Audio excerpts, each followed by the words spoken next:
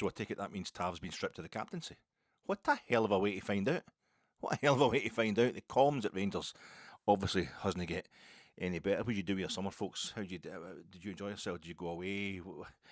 I went away to the North York Moors, or just the wee village town type place. It wasn't wee enough to be a village, not big enough to really be considered a town. It's a market town. It's a proper market town. It's called Pickering, as in Ron Pickering, as in Superstars. Remember Ron Pickering used to be the commentator in Superstars, and Kevin Keegan was in that. And Brian Jacks, the judo guy, would always win it. Kevin Keegan gave it a right good go as well. That's where I was. Didn't go away abroad this year, and it was murder. It was a mistake, but I'm glad we didn't, because of the heat waves. We weren't intending to go to France or Spain.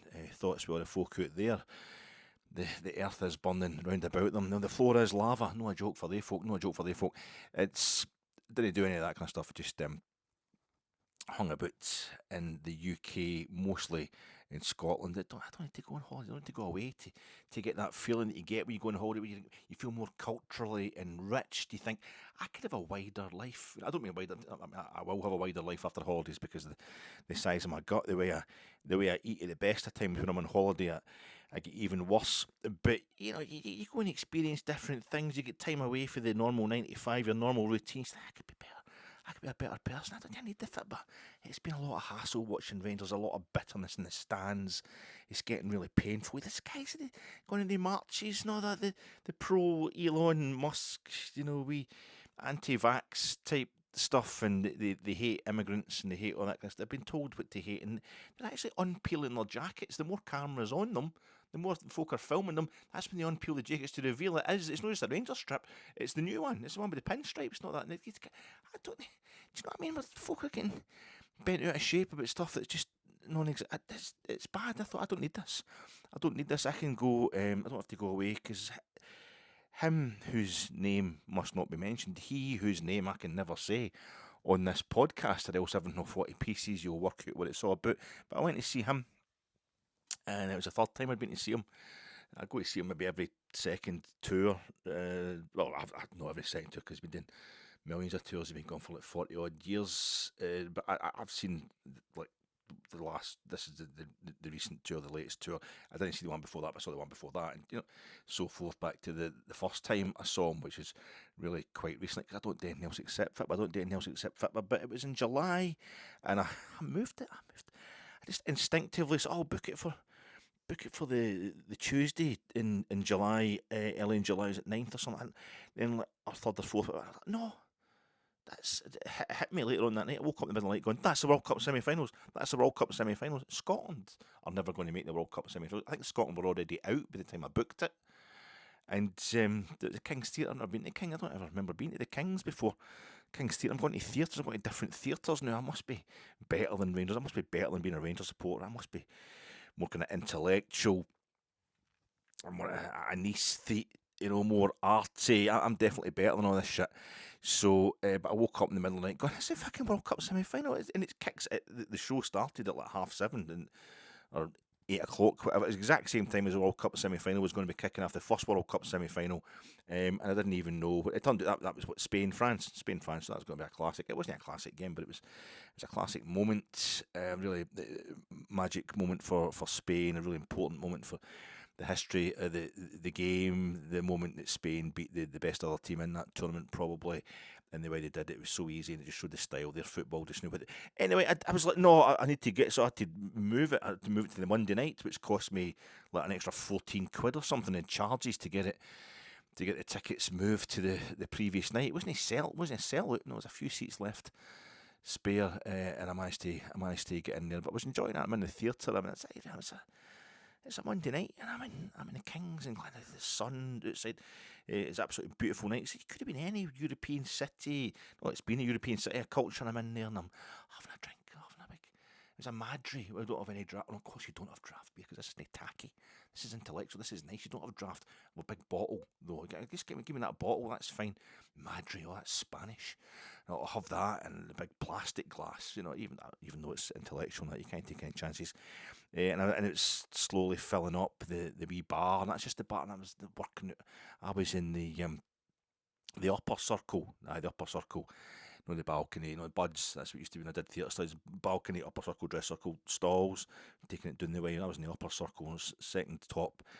I was up there, but I was having a wee. I was just trying to work out how long it was going to take me to get up the stairs and all that, and then I had a wee coffee after it as well. Just a wee cup because you could get. But I was where I was. This wasn't the Loudon or something like that. A bunch of louds singing. So I would prefer Robert doesn't allow sectarian singing in Loudon, so there's more chance of sectarian. But it's folk walking about with like the t-shirts on referencing kind of 80s bands, not punk bands and anarchist bands and things like that. People the same age as me as well. And I thought, you don't have to give up. You don't have to give up that kind of way of thinking, that way of living. You can still relive it. And they knew his name must not be mentioned as well. They'd seen his acts, his various acts, and they were the same as me. Like, he's a genius, and so are we because we like him. So these folk were all getting together. I went up and watched, and it's hilarious. It was hilarious, absolutely brilliant.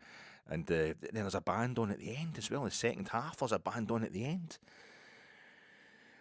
It was brilliant, and a local band as well, and it all came together, and it was just intellectually brilliant. It's also stimulating. It's also like, and it was then I get taken outside, and he's always, the previous 2 times I've seen him, he's always in the foyer signing merchandise, signing it and all that, and getting his photograph taken.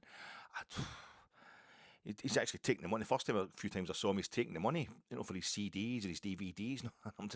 He's taking the cash and that, and just having a chat away because it's so down to earth, like all the best folk. And I was like, this tortured me. He's going to be in the foyer, and I walked past him when I saw him through in Edinburgh that time. It was at the Assembly Rooms. I saw him through in Edinburgh.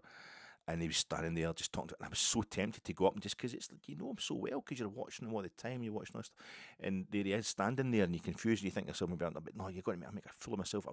And I thought, I've got this reference, I know what I would say to myself. I would say to him about Dalston Junction. I'm a licensed BBC. I pay for the licence fee, and I don't pay you to mention places like Dalston Junction. That doesn't mean anything to me because I'm Scottish, and it's a callback. It's a callback. I'd be doing a callback, and he'd start riffing back with me as well, and he'd probably start taking me on tour with him as well. And I thought, no, you're getting carried away, Alec, but don't say anything, but maybe buy some merchandise, get a t-shirt or that. It's that tacky, I don't know, but you want to show folk that you're better than them, and you know about Rangers and Fitba and sectarianism and all that nonsense. And so I went down, and I'm going down, and I'd never been in the Kings before. It's a beautiful theatre and lovely stairwell. It was a big stairwell to get all the way up to the upper circle, and I'm coming down, and I'm thinking, do I go and see him? Do I go up and talk to him? I wonder what he's up to. I don't want to stand and stare at him, because then if he sees you staring at him, you think for the rest of your life, you'll be like, he knows I'm a knob. He's something for a split second, like my hero knows my knob, and he hates it if he's like Nietzsche that way. He doesn't want to be your hero. If you think he's a hero, then he hates you, because he looks down his nose at you, and I couldn't look at him ever again after that, and I'd feel it's got. And I'd come back down the bottom step, and I finally got to the end, and I was out in an alleyway outside the theatre that didn't go through the foyer. Those steps, that exit that I went down, it just took you straight out to the back of Charing Cross Station. So I had to get home again, and I just got up the road, and as I was in the station, the train wasn't for ages. I actually had to ask the guy in the station to open up the door. Somebody else did it. I didn't really got to do it myself. There's a wee toilet in there, but it's locked, so I could go in for a pee, because I was absolutely bursting for an old man pee, and I come back out. There's other old men there, and they've got like merchandise. They'd gone the other way. But I didn't want to go walk back, run and go back into the foyer, because maybe when they let you in, and imagine getting huckled out in front of them, and they've all got proper merchandise that they've all bought, and I'm thinking, bastards, that's totally nasty. I thought, it's fucking £9.10 for a bottle of Madry. £9.10. I know it's like 660 millilitres, which is more than a pint, which I sat and walked out in my foot. Thing with the Vary Black, the SNP woman, she was standing next to me in the bar. She was standing next to her pal, chatting away. That's the kind of intellectual folk that were there. That was the quality of company there, the better class of people. But they all got t-shirts and stuff like that, and I didn't. And I thought, it's fucking roasting in there as well. By the way, I was falling asleep, and it's my kind of people. No, but there's a bunch of American students. There's a busload of American students, far too young to get his stuff, and far too American to get his stuff a lot, which was taking the piss out of Americans. And they're all sitting, they're looking in their phones and stuff like that. They're looking, because they were bored. They were tuned out. They didn't get all the references he was making until in the second half, after the intermission, he started having a go at Americans. They loved all that, but they're screaming that way. It's more of the shock of British kind of comedy, humour, whatever. They were, that's amazing.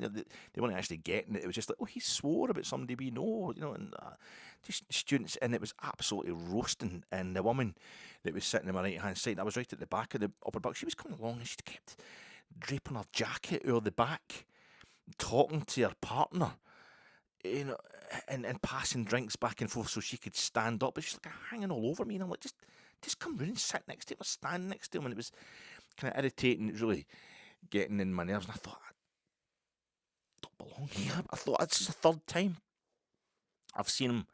And I've seen him at the Citizens. And I saw him at the Assembly Rooms in Edinburgh. And I've seen him at the Kings. And that's 3 venues. And I thought, well, the thing is, Alec, that means like Rangers and Scotland, obviously, you've seen at various venues because that's the teams you follow, right? And Address and Winton Rovers, in their various genres of fit. But you've seen them at different venues because you follow them everywhere. But who else would you have seen? Because like even Celtic, right? We played them at Hampden.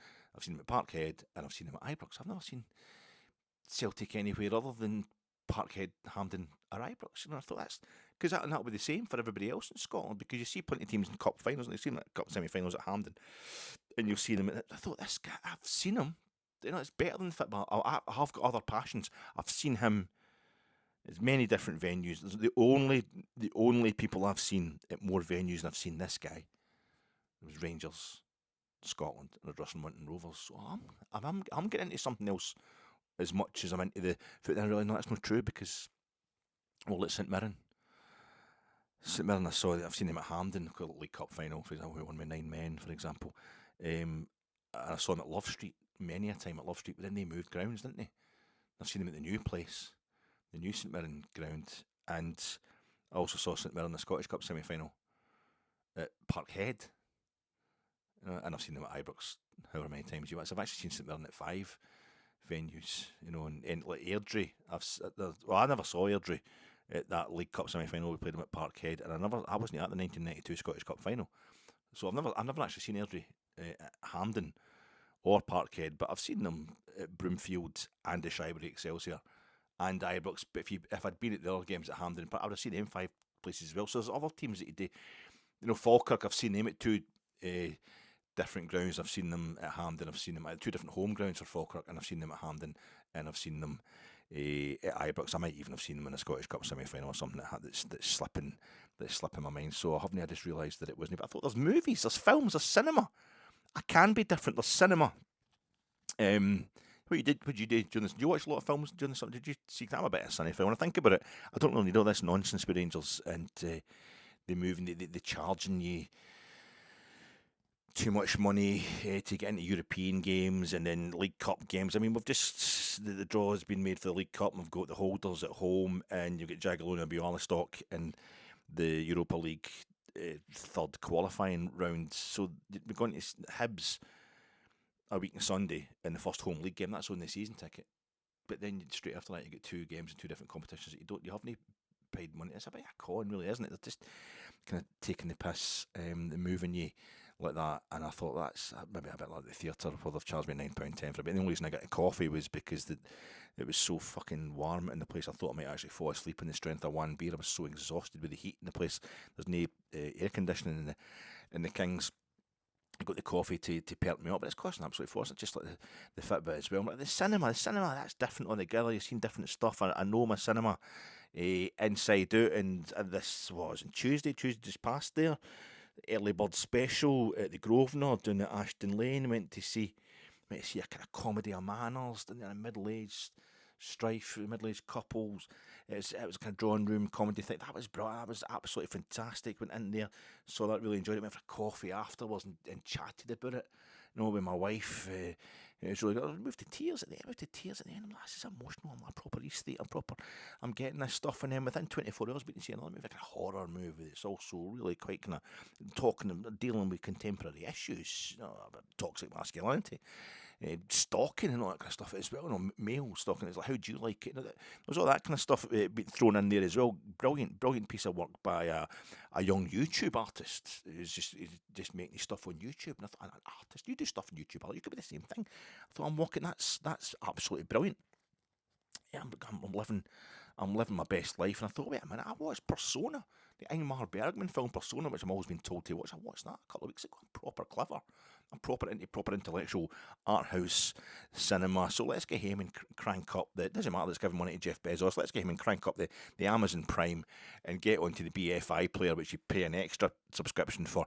We'll get onto that and watch it. No, wait a minute, I've done a few of these, but let's actually go into YouTube and get critics and stuff like that and see what they're saying about these films, so I can learn clever stuff to say what it is I should actually be thinking about these films. And there was Liv Ullmann, the actress, a Norwegian actress, but she's in a lot of Ingmar Bergman stuff, and she's getting interviewed. She's still on the go. She's in her late 80s. She's still on the go, but she's over at a cinema in Britain, and it's one of the things. It's a question thing with the audience, question and answer thing with the audience, and they're all asking. Ingmar Bergman, long dead, but the director himself. But somebody says, somebody for the audience goes, you were at YouTube. I'm watching this. You were also in Autumn Sonata. And she's in Persona. Liv Ullmann. She's one half of the two women in Persona. You were also in Autumn Sonata.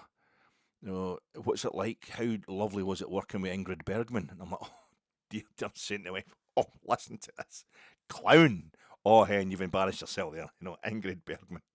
Ingrid Bergman. I think maybe Casablanca is about the limit of your cinema-going ability, Hen. You should maybe just shut up and no embarrass yourself. It's an Ingmar Bergman film, I think you found it. And it turned out Ingmar Bergman did direct Ingrid Bergman and Liv Ullmann in this Autumn Sonata. So I made a bit of an arse myself there. Maybe I'd better know.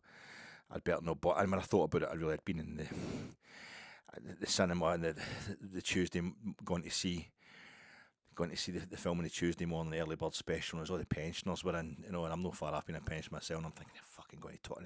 It's that way they're talking through all the adverts and all the trailers, and you think, this isn't going to stop until the first act of the film's fucking stopped, and it's carried on through the fucking titles of the film. Like, they can't shut. They're not here to watch the film. They're here to talk. I could watch this in the house and hear it better. And it'll be on the what do you call it, Amazon Prime or Sky Movies or something shortly, but as well just watching the fucking house and my misophonia and all that, and there's a woman sitting straight across and she's moving her feet up and down all the time. She kept putting her foot over one leg and a bit of she jeans on, wasn't it? Just hanging in big white trainers, so they kept distracting me. I kept trying to focus on what's happening. And there's a woman just down in front of us, and she kept stretching, everybody's like kind of caught in her a big stretch and all that, Just a hat on as well. It's just really fucking annoying. I couldn't concentrate. I needed concentration. And then on the Wednesday, the one I went to in the Wednesday, it's fucking Wayne's in that one. They're all the teenagers in that early 20s, never have their fucking phones.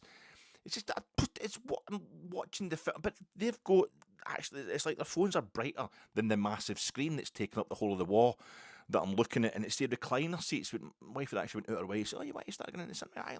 I've been dying to go to cinema but you haven't been that keen. I am. I'm a cinephile. I'm totally aesthetic. I'm into this. And she goes big seats up the back, the view in Enoch Centre where you can recliner seats in your feet, but then everybody's feet are up. And I can just see them moving their feet out the corner of my eyes, and the fucking phones, they're on the phone during the film. I can see these lights, and it's a horror type film. It's dark and all that, and it's totally distracting. And somebody just left their phone sitting under she would come off her phone, but she left the phone sitting just on the armrest thing, so it was shining up in her face. So there's a shining light off to my left hand side, and they're fucking in and out going to the toilets all the time. They go into the foyer and it all lights up, and just ruining the vibe. Or they go to my fucking nut, and then I realised that's why I've actually sat down and started tallying up. I've only been to the cinema twice in the last 24 hours, but that's only half as many times I've been to cinema in the last 15 years. I've been to see 4 films at the cinema in the last 15 years because what I went through, similar kind of stuff when I went to see Alfredson's, a Swedish director, I went to see Alfredson's Tinker Tailor adaptation, Tinker Tailor Soldier Spy. There was folks shouting at the screen, it was mental cases, just putting their feet in the back of the seats and stuff. This is like, it's John Le Carre, this is subtle, and this is the kind of folk that are in here. I'm never coming back, and I've only been, and I sat down and I worked out, and I might have been to cinema as many times in the last 24 hours as I have in the last 15 years. since Tinker Tailor came out in 2011 with that horrible experience in Renfrew Street. And my wife's got, I don't know, you went taking that, forgetting, she drags me along to a Christmas film every now and then. So in the last 15 years, the 4 other films I'd been to see were the James Bond film that I can't even remember the name of. It was the last one for Daniel Craig. It was just because of lockdown. I fucking hate James Bond. It was lockdown, so I don't hate James Bond, but I fucking sick of it. I hate the folk that are into it. I went to, it was Tomorrow Dies Another Pussy. I don't know what the fuck it was called, but I went to see that, and it was so, but it was because lockdown. It was the first time we had a chance to go out, but we're letting you back into cinemas. We've got to go out the house. We went for a Nando's as well. It's the only time I think I've been in for a Nando's. And then we went across, it was at the Quay, it was along for Ibrox, and into the cinema there, and I'd booked the tickets thinking it was the back row, but it was the front row I'd booked. So we're sitting like, oh, I'd done my neck in watching it. It's one of the longest films, boring as anything. I just wish somebody would kill him. And that's when I first realised that everybody in the intervening years since I'd been at the cinema to see the, I think probably 10 years before, the Tinker Tailor thing that focused on having 3-course meals with they're bringing nachos and hot dogs, and it's like the noise of the sweets, the noise, the popcorn chewing that, and sweetie wrappers and that. I fucking can't stand it. How even if it's a big action film like that, I just want to know what I'm slagging. So I watched that, and then I've been to see a Muppet Christmas Carol at the View, White Christmas at the GFT, and I went to see Ferrari at the Grosvenor on Ashton Lane. I went to see the Ferrari because it's Michael Mann. I've seen every Michael Mann film, so I've been doing to see that. And I started realising that that's the number of, I've only been really to the cinema 6 times in the last 15 years, and I've probably been to more Rangers games in the last 6 minutes than I have to that. So how you doing, folks? This is your fat egg, middle-aged men with the best hair in the league derby preview, Goodwin versus McInnes, Dundee United at Tannadice preview pod, and also what do you want from the coming season, and what do you expect to actually get? 2026-2027 Rangers season preview pod coming to you in association with Jersnet. Check out Jersnet, much better pod. They'll be done by now. They'll be done by this time on the Jersnet preview pod. I know it's Stuart Weir and it's Ben. It's Stuart and Ben are on that. They're previewing the game against United at Tannadice. It'll be up there by now. It was on the Thursday night because, of course, the game's on a Friday night, so check that out on the Jersnet YouTube channel. I'm coming to you in association with that. I'm also coming to you in association with Andrea Pirlo, never mind Infantino, I think it's Italian Swiss, the Italian part of Switzerland, Gianni Infantino, but Andrea Pirlo right in there as well. When you're so dodgy that even the Italians don't want to take you on, that you've taken to anything to do with Russia is dodgy. Working with anything Russian just now is dodgy. You're a bit of a pariah. But anything to do with bookies, gambling and all that's a bit ropey as well. You know, maybe legally fine, but morally quite dodgy. The amount of folk in trouble with the gambling and that. But Andrea Pirlo goes in there and he does both. He's Russian bookies. He's working for Russian bookies. So when it's so bad that even the Italian national team doesn't want anything to do with you, you know you've taken it too far. Quite ironic. We and Andrea there, a star for the Italian national team. So I'm sponsored by him as well. My name's Alec Anderson, and now here's Sonic Youth with our manager Don Fleming on keyboards. The song is Silver Rocket.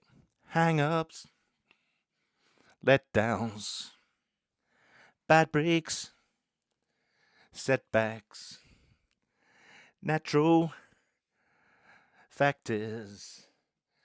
Oh honey, I can't pay my taxes. Oh, makes me wanna holler, hold up my hands. Yeah, it makes me wanna holler, throw up both my hands. Da. Crime is increasing. Trigger happy, policing. Panic is spreading. God knows where we're heading.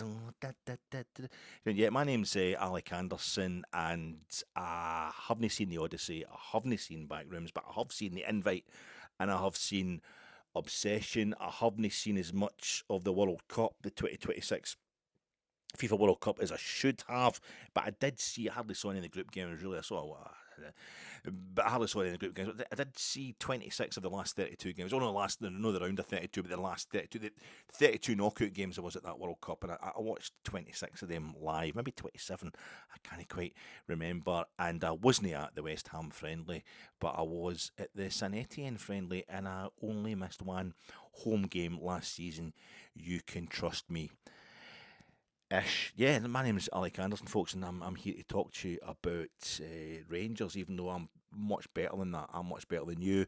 I'm a much better person. I'm classier than that. I've got more going on intellectually. I can take or leave this. I can take or leave this stuff this season. Both these. I didn't go to I'll start off with the snagging items, right? That's when we're going to get us here quicker. I'll start off with the snagging items from my last couple of pods. My World Cup pod. Last Friday I did a World Cup pod. Can I just try to round up what I thought of the tournament in general, and also covering the final and the bronze medal match? It took 3 hours. It took 2 hours, and thanks to everybody who thought I was trying to do Heat. Because Heat, my favourite movie, or the movie I'm most obsessed with, I would say, no, my favourite movie, the movie I'm most kind of obsessed with, it lasts for 170 minutes, but mine was actually 176 minutes. But thanks for trying to let me off with that. See, I was trying to work something arty. It wasn't. It was just me ranting. There was so much wrong with that podcast. The main thing being, if you're doing a solo pod, you need to try and give it a bit more kind of dynamism, because it's just one voice talking. But if your delivery should at least attempt to be kind of compelling, but the sound of one voice for 3 hours straight needs to be scintillating, and I had so much to say about that World Cup. I felt it would be. I was scintillated by the World Cup. It doesn't mean to say I'm coming across. I'm communicating that to you. Jesus, an old man talking about his shopping, really, well, just after a good meal, and he's missed his afternoon nap. I was passing out while I was doing this pod. I didn't realise until I was time stamping it afterwards just how bad it was. It turns out the World Cup totally overpowered me. It beat me into submission, the World Cup. It was a mistake fest in my first attempt, my first full attempt. A few attempts, and then I went for 2 hours, 15 minutes. I thought I'd done that World Cup pod like in the Wednesday, and I went back through it to timestamp it, and I realised it was absolutely riddled with mistakes.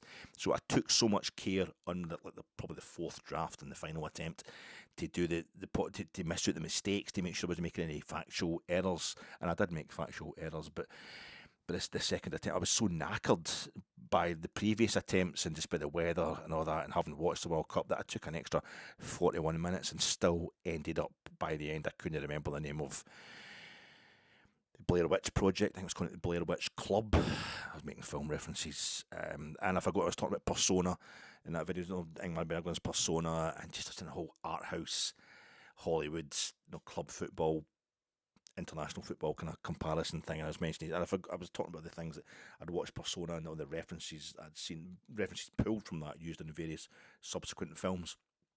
And I forgot to mention that it was like Mulholland Drive as well, because you get the two women on the same side of the same character, Mulholland Drive, and also the David Lynch Twin Peaks Fire Walk with Me. Amazing movies I've ever seen in my life, but there's so many references to that. So I forgot all that, all that as well. So apologies for anybody who attempted to watch that 2 hour 56-minute World Cup podcast last Friday, and total respect and eternal gratitude to anybody who did watch any of it. You can just send me a request. Send me requests. I'll do a pod about something else in any length you want it to be. What about talking about Rangers for 5 minutes? Something like that would do is, it's 2 days into this podcast, and I'm just trying to explain to you what I'm coming out of here, why this is taking so long. Other snagging items: Cammy Devlin, man of the match versus Saint Etienne. I kind of mocked that, because he came on at half time in the friendly against Saint Etienne. Cammy Devlin started kicking folk, and I was like, it's like the Ian Black thing when we're wanting him to just be a bit. It's going to be an anti-hero almost, and he's pure hard, so we think we're harder. So I thought, because he'd been made sponsors man of the match, I thought they're all drunk, the sponsors. I think that's what I'd said. It was a good hospitality day. There's no way a guy who's just come on. Everybody else, the Rangers Review, heart in hand, everybody else who watched that game was like, Cammy Devlin was man of the match. So apologies to that. I think I also said that Bojan Majowski was kind of looking for the penalty. I mean, I think he was looking for the penalty that he got in that game against Saint Etienne, but the goalkeeper totally cleaned him out. I don't know what was going on with me. I'm going to try and explain what was going on with me when I was at that game. I just wasn't concentrating at all. So yeah, another snagging item really was the fact that I wasn't at the West Ham game. That's I'm supposed to be. A Rangers podcaster. I'm not really. I've never tried to be a Rangers podcaster. Just so happens that Rangers is what I'm kind of obsessed with. But I didn't go. We went to play St Etienne on the Wednesday nights, and I was really excited about that because they lost the 1976 European Cup final. But I've seen West Ham before. I'd never seen. But West Ham lost the 1976 Cup Winners' Cup final, and this is who lost the 1976 UEFA Cup final? Club Brugge, who I saw in a pre-season friendly last season, before I missed us playing Middlesbrough, who lost the 2006. 2006, 40 years later. They lost the 2006 UEFA Cup final, and I was at the 2007. Anyway, this is my 50th anniversary. It's like, well, my 50th anniversary season was last season, but I went to my first Rangers game in April 1977, so 76-77 seasons. This is 2026-2027 season. It's my 50th birthday season, if you like. For me, that was quite a thing. But I don't know why I didn't go, and I was sat doing. I do know kind of why I didn't go to the West Ham friendly, and I looked at the dates just to double check. We played Middlesbrough in that friendly last season, Saturday, 2 weeks. I didn't go to that one. I was at the Bruce friendly. I wasn't at the other home friendly we played at last pre-season a year ago, and it was a year ago. It was the 26th of July 2025 that we drew 2-2 Middlesbrough at Ibrox, and I was in the house here. I was here. I was sitting in this spot. And then it was the 26th that we played West Ham on the Sunday. I've seen West Ham at Upton Park. I've seen them at the bowling ground. I've seen them at Love Street in a pre-season friendly at West Ham. I've seen West Ham before, but I was the 26th of July. It was the Sunday, 2026. It was exactly a year apart between the two games. The last two Rangers games I missed at Ibrox. Like 1 year of total loyalty from me in terms of home fixtures and Hampden. Zeroed the very next day. Like on the Saturday, the 25th of July this year, I'd been to every Rangers home game for a year. That's my holiday. I do this a lot. Like I missed West Ham the previous time they were at Ibrox. It was under Gio, the start of what was supposed to be Gio's first full season in charge. If only, I missed the Spurs game as well. Harry Kane, that scoring against us in a pre-season friendly. I don't know. Sometimes I just miss pre-season friendlies, and then go to every single domestic game. I think it's a sacrifice to the football gods, and also it's a kind of psychological and emotional holiday. I'm just speaking in the hope that you get this, that you've had a kind of confusing emotional summer as well. If I don't miss a home game at all at the start of the season, I'll end up feeling kind of trapped. There's a chance I'll end up feeling trapped for the rest of the season. And B, I need to know that because most folk don't go to every home game. They don't, because I do, and I see the spaces all the time, and I need to know it's about Rangers, my kind of future attendance this season, and it's not just about list ticking. It's not just about, right, I'm going to go to every Rangers game. That's an ambition of mine. I've paid for the season ticket anyway. I might as well. Something that's my wife's 50th this year, later on in the year, so I'm probably going to end up having to miss a home game. I usually miss one home game every season, but it's almost like I deliberately I take the pressure off myself to complete the whole season by missing one right at the start of the season, and it's a pre-season friendly, and you're in the summer holiday vibe, and you go, I don't want to commit myself to going back again week on week, even though I'm not. It's a strange thing. It's a really strange thing. So I'm really sorry about that. I was told, and I've heard, and I saw little highlights of the West Ham game, the friendly, and it was more defensively solid than St Etienne, but more offensively stolid. Both these feelings combine to tell me I'm an addict, but a Rangers addict first and foremost. These feelings about cinema, these feelings about he whose name must not be mentioned at the Kings. I kind of collect my own match attendance. I tick off lists so I can be guaranteed a return on my investment. This is relative. It's a return on my investment. It's not totally dependent on my team winning. Do you know what I mean? Because as Rangers supporters, we've had it hard. They've had it by our own standards. Now, other clubs would kill to finish as second as often as we do. Although I think Hearts would question that. And to get to cup semi-finals and cup finals, and to have won 3 major trophies in the last 2011 to 15 years. A lot of clubs would absolutely kill for that. Most other clubs in Scotland would kill for that, other than Celtic. I mean, we've got a manager, Derek McInnes, who's won one League Cup. And he's got the Rangers job through that. So it's a big thing. But the size of us and the coverage we get and the coverage we demand as a club, as a support, means it's very, very hard going when you don't win the title for us off me, and it's your bitterest rival that's winning it all the time. So there's got to be other ways that football works for you, I've found. Because this could, we might never win the league again. I think we will, of course. I do that every season. You end up thinking it's just the football fans' kind of confidence, their kind of dedication, their love, and more than anything else, their delusion. But like Ferran Torres scored the only goal of the World Cup final. Barcelona x Man City.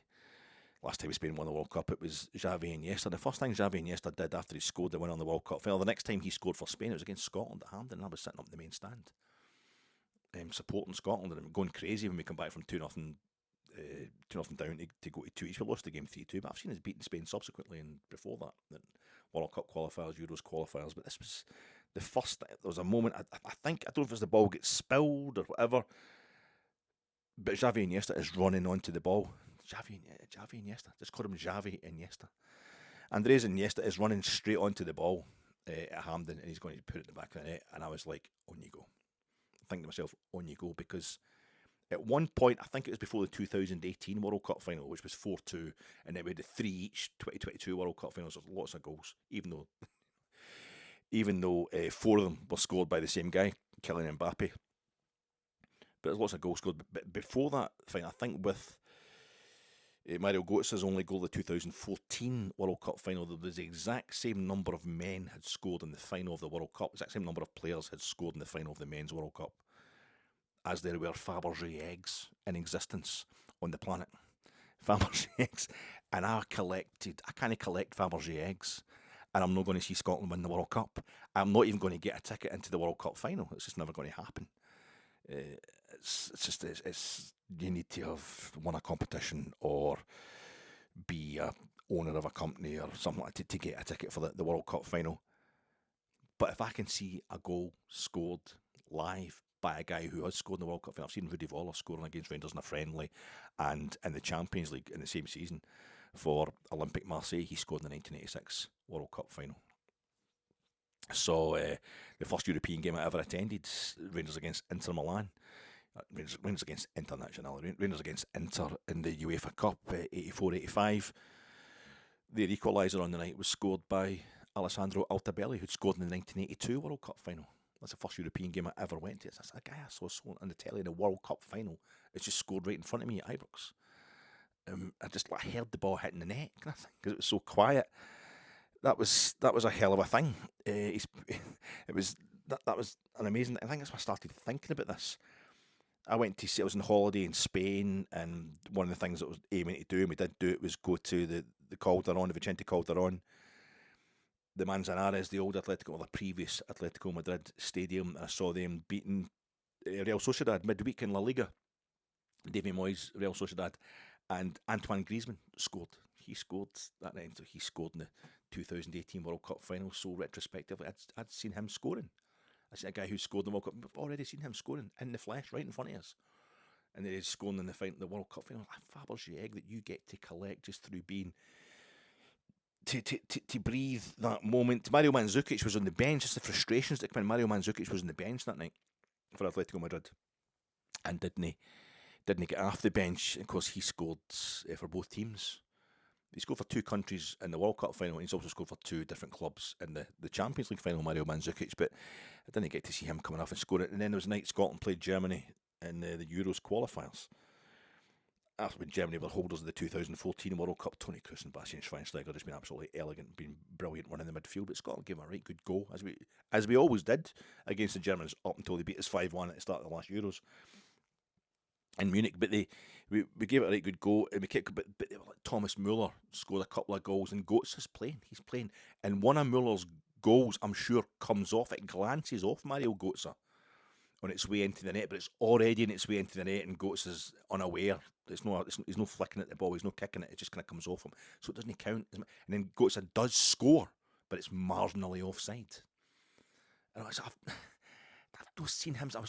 I end up kind of cheering on Mario Götze to score for the Germans while Scotland are level with him in that game. And Ivan Perisic, PSV Eindhoven. And the annoying thing with Götze, he goes to Eintracht Frankfurt, who we just played in the Europa League final. It was at PSV Eindhoven. We stopped getting PSV Eindhoven. We got them 2 seasons in the trot in Europe. And Ivan Perisic, he scores in the 2018 World Cup final, the Euros in 2020, which aren't played till 2021. I get tickets for all 4 games that are going to be at Hampden.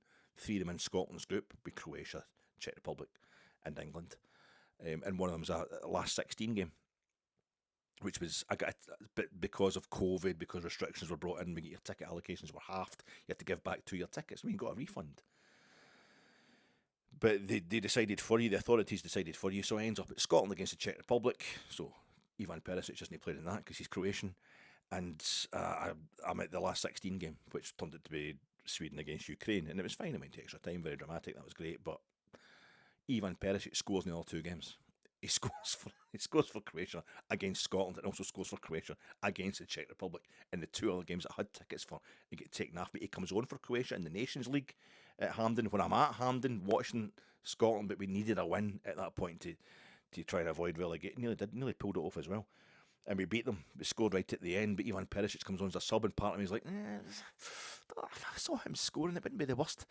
I could get him on my list. You end up collecting these things, and it's like the European thing, like seeing all the different European finalists. I'd never seen Saint Etienne before, 1976 European Cup runners-up. Now I have. I've seen like 82 of the 109 teams that have played in the European club final. I may never see Rangers win the Champions League. I may never see Rangers win what is they used to call the European Cup. Celtic fans, well done. That's a good one on news. But I will have seen. If I finally see Eintracht Frankfurt in the Stade de Reims, I'll have seen every club that's ever played in the final in that competition. Rangers might not win the league, but I've seen the clubs that we play against.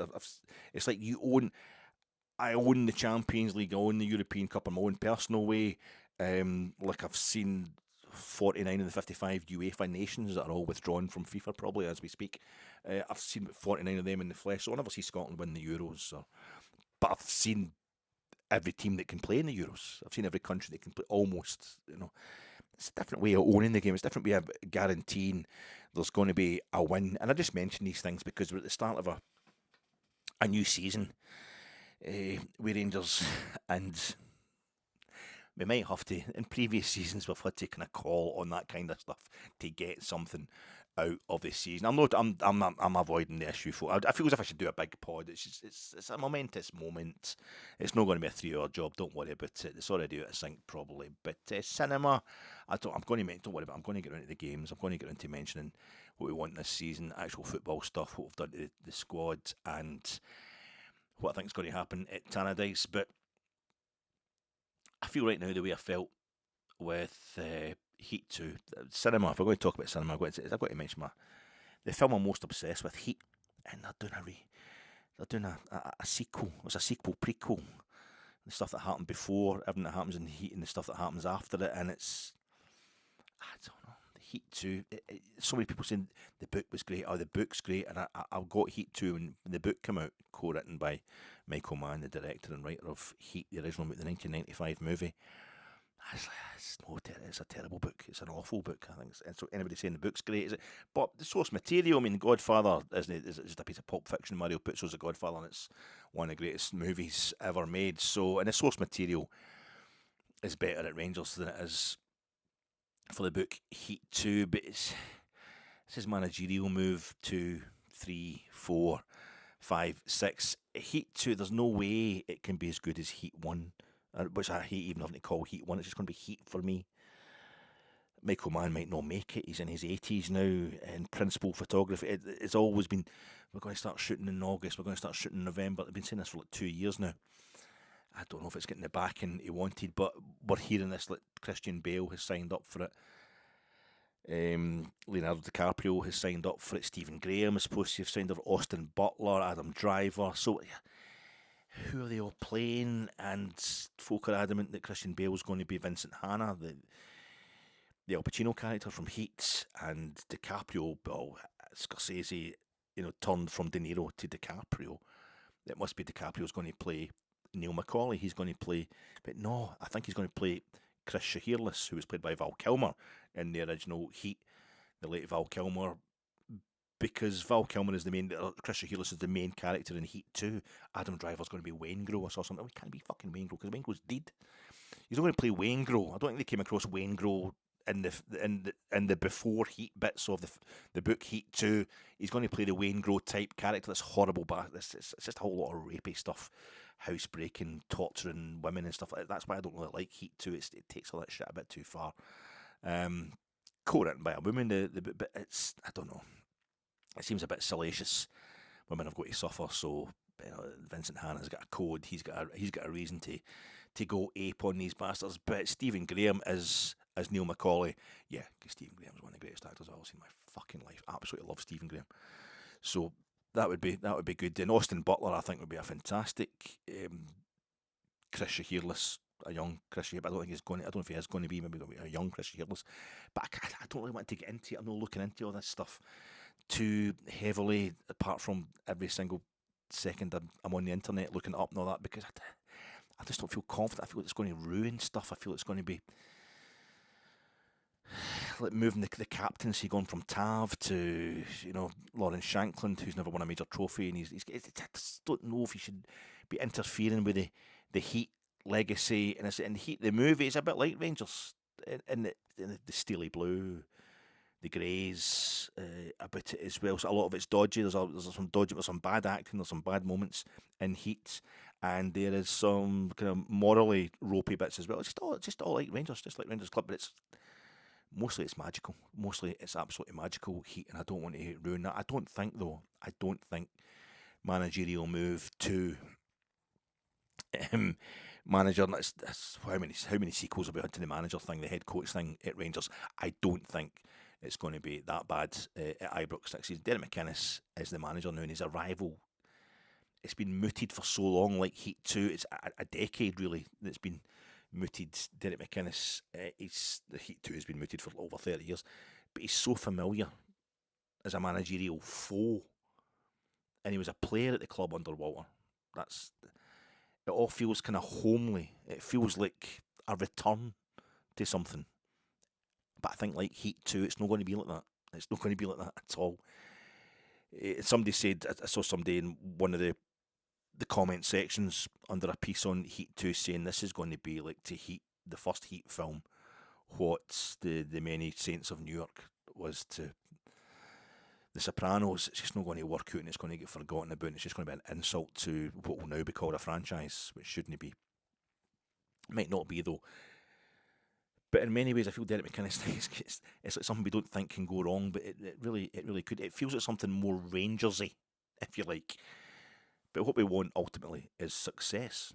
Lots of it at Rangers. That's the aspect of Rangersism that we're most drawn to. It all happened in such a weird kind of seamless, and that's not guaranteed. It all happened in such a kind of weird, kind of seamless sort of way that I find it much more defamiliarised. I found it really when I went to Ibrox last Wednesday for the Saint Etienne friendly. There's no floodlights on in the first half. I mean, it's mid-July and it's a beautiful sunny day and all that, but there's still, you kind of expect the floodlights to be on for a midweek game, especially a big European opponent. And then down towards the away corner, I'm up in the kind of Rangers end of the main stand, down towards the away corner, there's no Saint Etienne fans there. I think it was arranged at short notice, this friendly, and they've not got any support over for it, so that's empty. And it was about a 25,000 crowd there. The place was basically half empty / half full. And there's no Tav bombing up down that right hand side. There's a lot of negative space. Ross McCrory's not really getting over the halfway line. It just felt weird. And the whole Derek McInnes thing as well. I keep looking at him and thinking, he's our manager now. He's in the technical area, but it's our technical area. Derek McInnes is always somebody else's manager when he comes to Ibrox. He's always in the away dugout. It's a reboot for him as well as us. He wouldn't have the energy to go again with Hearts. But coming to us, it lets him maintain the position he achieved with Hearts, second place, really close, unbelievably close second place. And now he's got a kind of refresh from all the resources he's got. It's no impossible, that feeling of making proper seismic history by winning the title with Hearts. There's no that pressure on him. there's a seismic pressure on them, but it's not, it's Rangers are supposed to win the league, and there's a risk there too. I mean, Devlin, Shankland, they also fit into this whole narrative that's developed among our support of they should have been here for forever, really. They should have been here a long time ago, should they? I don't get why they should have been here a long time ago. Or is it that Derek McInnes is so suited to the job that the 9 years since he knocked it back now feels like a fever dream? I've not really made my mind up yet. It's a strange feeling, the Derek McInnes thing.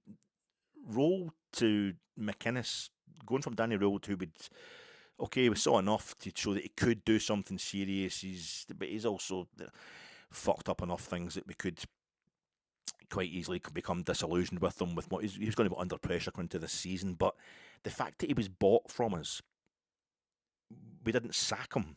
He didn't just decide to resign from the club. He was kind of bought from us for Compen. That, from somebody in the RB, from somebody in the Red Bull kind of organisation, which almost makes it feel like a bit of an internal reshuffle as much as us losing a head coach. And then, because we've got the contacts via Leeds for the Red Bull organisation, and then Danny Rowell is bringing money into the club. It's almost like he's officially stamped a success. And then we go into the World Cup itself, which is, as it should be, completely distracting to everybody. And Derek McInnes coming in, we've all kind of felt in a way that he should be here. Derek McInnes, we've felt that for years. He was always been a possibility. And it was never going to be revolutionary to get Derek McInnes in as manager. It was always going to feel like a reversion to type almost for Rangers as a club. So I think it's the whole thing, the way it's worked, it's been like a silencer. It's been like a kind of repression of the violence of Rangers losing another fucking manager, another head coach, and getting somebody else in. I think we're kind of kidding ourselves on that this is smooth. He's not the obvious choice, Derek McInnes, but he's a bloody good simulation of what the obvious choice should be as manager. And we're so desperate to have somebody that feels like that's the guy. If you sign him, if he comes in as head coach, that will solve everything. It's a big favourite of football fans in general. There's always a one-note solution. This guy, this is it. Just do this and that's it. It's been staring, and it's always has to have been staring you in the face for ages. It's like I did with the new owners last season. I get very, very enthusiastic about the fact that I was so enthusiastic that it wasn't even something you could jump up and down and cheer about, because this was the moment. It was quite emotional when we get that money in via the 49ers, when you see the level of money, the level of finance they've got, what they intend to do. That's it. That was a seminal moment. There was no way we were going to be able to win the league and retain the league again until the 2030s if we didn't get a major cash injection. And this was it. And it was Americans rather than Saudis or whatever. It was that's fine.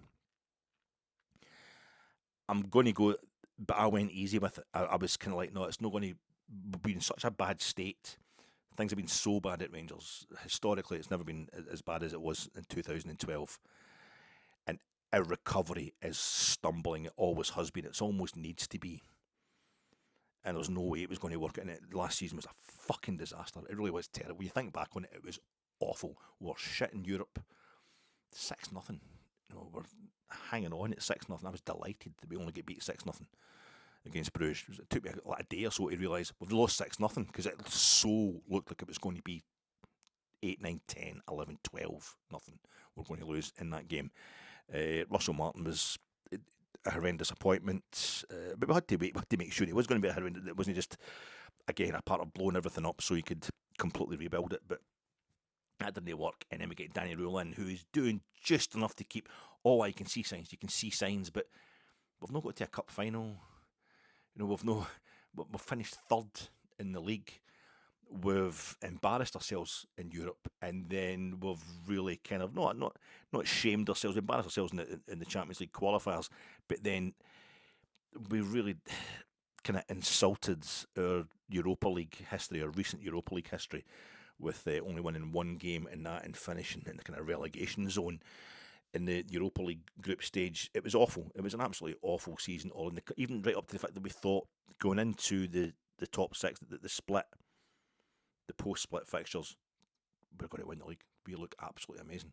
And the collapse, the depth of the collapse, to lose 4 successive games. The first time we're getting into stuff we haven't done for 40 odd years, losing successive league games. And then also we've never done it at the top 6. We've never done post-split losing more than 2 games in post-split, and we've lost double that. It was abysmal. But so you can see why you're changing head coach again, and we've got off with, I think, getting money for Danny Rowe and then Derek McInnes, who a lot of people had always wanted, and Derek McInnes himself having a very successful season, coming the closest anybody's come, probably the best, arguably the best performance of a manager in Scotland since Alex Ferguson last won the title with Aberdeen, and pound for pound. So we get him in the door, but he hasn't actually won anything that Rangers would be happy with. So it's a reboot for him and us, but it's also a risk. When he talks about like Rangers last season, I've seen Derek McInnes getting interviewed, and that's when it really hits home. I feel it's incredibly strange, and yet also incredibly, he should be manager. He's always been the manager here. It's very The Shining. You've always been the caretaker here. When he's talking about the Rangers of last season to Luke Shanley on Sky Sports at the My Gers training session, open training session on Monday morning, and he's on Sky Sports talking to Luke Shanley. He's talking about the Rangers of last season finishing third, and you're like, that's because of you. You were the manager of the team that finished second. Hearts beat us 3 times last season, and you were the fucking manager who did that. And also Rangers are the reason you finished second, if you want to say, because we took 3 points off you that one time we beat you. Last season, we've cost you the title, and you cost us finishing a really good second. I don't know. It's just somehow it all kind of squashes together and mingles and coalesces into the feeling that Rangers this season is suddenly the team who just missed out on the title last season. That's an insult to Hearts. It's not, but it's this kind of, we've combined the two aspects to almost cover up how bad we were last season, and that we've lost yet another head coach. When the American Revolution a year ago was supposed to bring instant success, I never thought it would, and I was very keen to point that out. But we aren't the team that finished second last season. Derek McInnes is not a shoe-in. We've started again. We have started again. It feels like a slight surrender as well. But we surrendered Europe last season anyway. There is this thing of European football has been seen to be the thing that's getting in the way of Rangers succeeding domestically, and that leads me into what we want this season as a support. What is it? We've drawn St Mirren, the Holders, in the League Cup, so that's a great test straight away. But in the Cups, Jagiellonia, Bialystok of Poland, we've got them in the third round of the Europa League qualifiers. They're Conference League specialists. We're Europa League specialists. So let's just keep things the way they're supposed to be. Let's keep everybody in the zone that they're most comfortable with. Get them into the Conference League, and we need to get through the playoff round and get into the Europa League this season. Although maybe people want us to get into the Conference League because somehow it's less games and it helps us concentrate on it. I don't know. You need to win the Conference League, and there's always going to be one English club in there who's able to beat everybody else. But the targets for this season is fucking win. Don't sack or lose the manager. Win the league, yeah, but I think it's notable Derek McInnes keeps saying, I want to enjoy this job. If I'm going to enjoy this job, Rangers need to be winning games. It's another different way of saying one game at a time. And the players want to enjoy it, they only need to be winning games. We're here to try and win the league. That's what we want to do. Rangers actually need to be doing winning the league, but he's not saying we're going to win the league this season. I just want to, another way of phrasing what I want this season, if we're not going to say out and out, I want to win the league, is to kind of eradicate the querulous feedback from your social media types who are just, like myself, are constantly telling you, this is a disaster, I said it was going to be a disaster, and this guy's got to go, and that guy's got to go, and something horrible's got to happen to everybody at Rangers. This slagging of Rangers by Rangers people all the time. If it can quell that, if it can get that down to a minimum, but I think the only way to do that is to actually win the league. It depends what Celtic are going to do, and Celtic, I mean, last season was a case in point of a team who are in a winning mode. to the point where they almost can't help themselves because they were doing everything they possibly could, Celtic, to be every bit as disastrous as us behind it, having as many ructions behind the scenes as we were, but we were having them necessarily in a forward-going way. Celtic looked like they're going backwards from what they were under Peter Lawwell behind the scenes, but they win the league. They come out, they're terrible at times, Celtic, last season. Wilfred Nancy is every bit as disastrous for them as Russell Martin was for us, but they get over it because they've got the players there that have got the muscle memory of going all the way. A few other things involved, as we know, but that's all part of the muscle memory as well. What happens to a dream deferred? Last season's definitely a raisin. Last season's raisin definitely kind of dried up in the sun, but we stopped it festering like a sore by getting in Danny Rule and kind of distracting the Rangers support. Okay, here's another restart. We got rid of Russell Martin, and then before he could, things could get too bad. The doubts could get too bad under Danny Rule. He's away as well. We want to short term win a league game before the 28th of September. We didn't win a league game. It was the 6th game I think we had in the league last season. We won at Livingston with the last kick of the ball at Livy. We won that game, and the fans still, the three sides of Almondvale Rangers supporters singing Martin, Martin, get to fuck when that winner went in. Last season, though, we didn't lose until the 5th game of the season. And there's a guy called Lawrence Shankland that scored twice against us for Hearts at Ibrox. So, I don't know, it's just win. If you can win against Dundee United, Tannadice, it's got to be terrible starts to the season, the league season in recent years. It will feel absolutely phenomenal. It feels like a fait accompli for a lot of people that the twin long-term ambitions of not sacking the manager, not managing to get through a whole season with the same manager, and who's now a manager again, the head coach term's been dropped, and winning the league title. You know, both of those things are going to happen next season. That's the only way you'll get the same manager in situ at Ibrox for the following for a whole season as if he wins the league. Derek McInnes should be here for at least 3 years. Unlike Steven Gerrard, he can win the title in his first season at Rangers because, unlike Steven Gerrard, Derek McInnes brings with him all his experience of this club and this league. He arrives with that on board. He arrives with that, and he's a Rangers man, west of Scotland. He played for the club. He knows what it's all about. Steven Gerrard instinctively knew what it was all about. He's the same kind of person from the same kind of environment, but he still had to learn shit. And Rangers are in a much better position in terms of squad and what they've been doing in recent years to various opponents than they were when Steven Gerrard was there. So, like, Gerrard had to get our first win against Celtic in the league for years, whereas we've been actually all right against Celtic in the league over the past couple of seasons. But previously, we've come home to a season. There's this feeling that we've kind of come home through Derek McInnes. Derek McInnes has taken us back to what we were in the good old days, and the good old days that never really existed. But we've come home to a season that previously never existed because Celtic are on 14 out of the last 15 titles. Rangers have never been in this situation before, but Celtic have won so many titles recently. So many top titles. 9 in a row. Yeah, okay. But they've done that before. But we are then winning more than just the one title out of the next 6. After that, it's Celtic are over halfway towards another 9 in a row, a third 9 in a row, which could very effectively mean they're halfway towards another 10 if we don't start getting this remedied. I think it's still up. We want to win the league. That's it. Ultimately, we want to win cups. We want to be winning Scottish Cups. We want to be winning League Cups. I'm sick and fucking tired of getting put out, getting beat by Celtic at Hampden in Cup semi-finals and finals, which means last season they beat us at fucking Ibrox in the Scottish Cup, and there's a mini riot after it.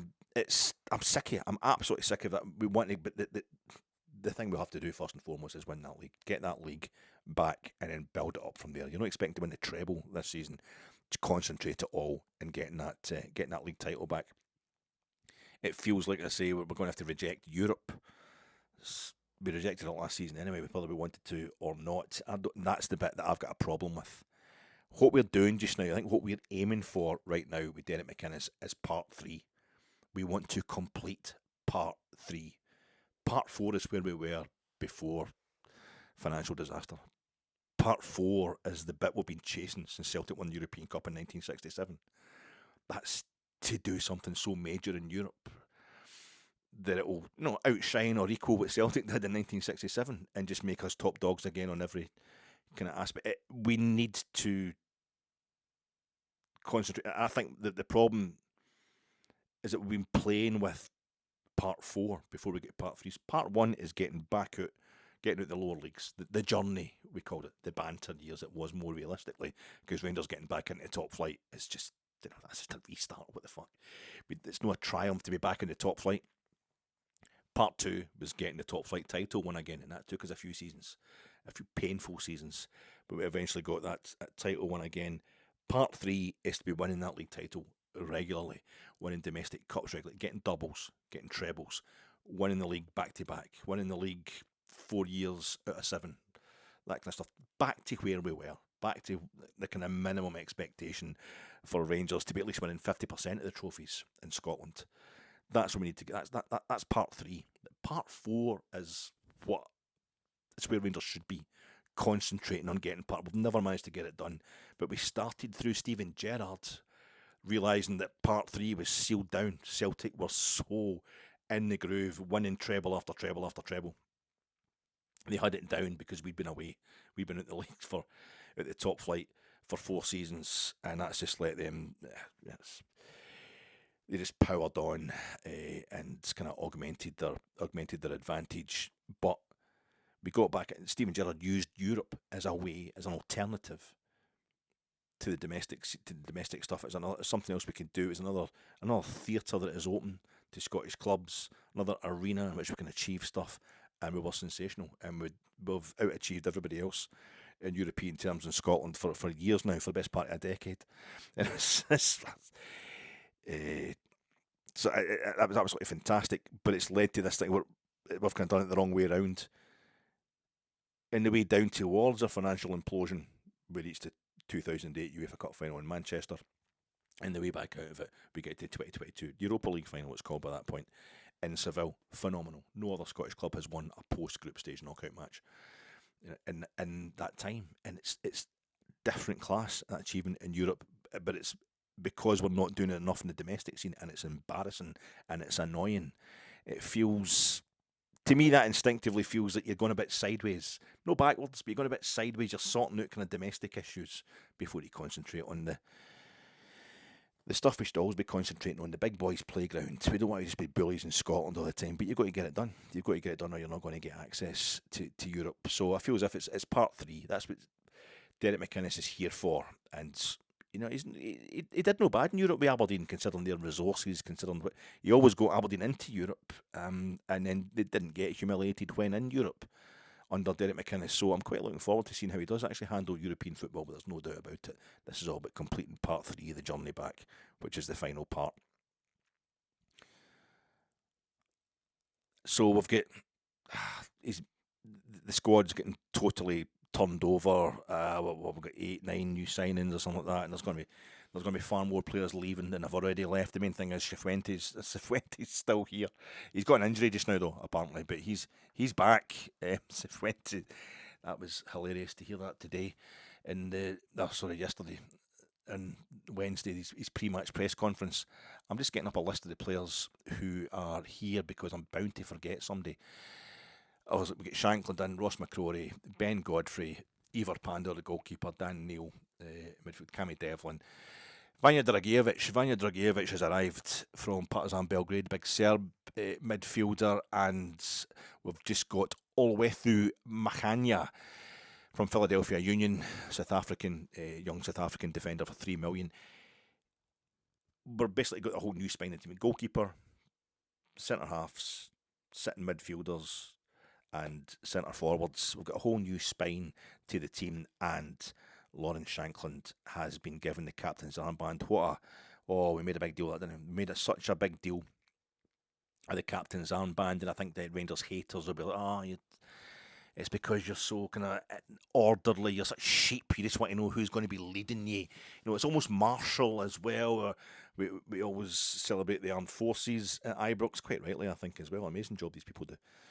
But we always celebrate the Armed Forces Day. We make a big deal of Remembrance Sunday and all that, and the poppy and arms to stay and that kind of thing. And that's all absolutely fine. But I think a lot of our detractors are, is this about the Rangers captaincy? It's such a big deal at other clubs who's going to get the armband and all this kind of stuff. But I think it's more about the way it's been dealt with. It's all about leaders.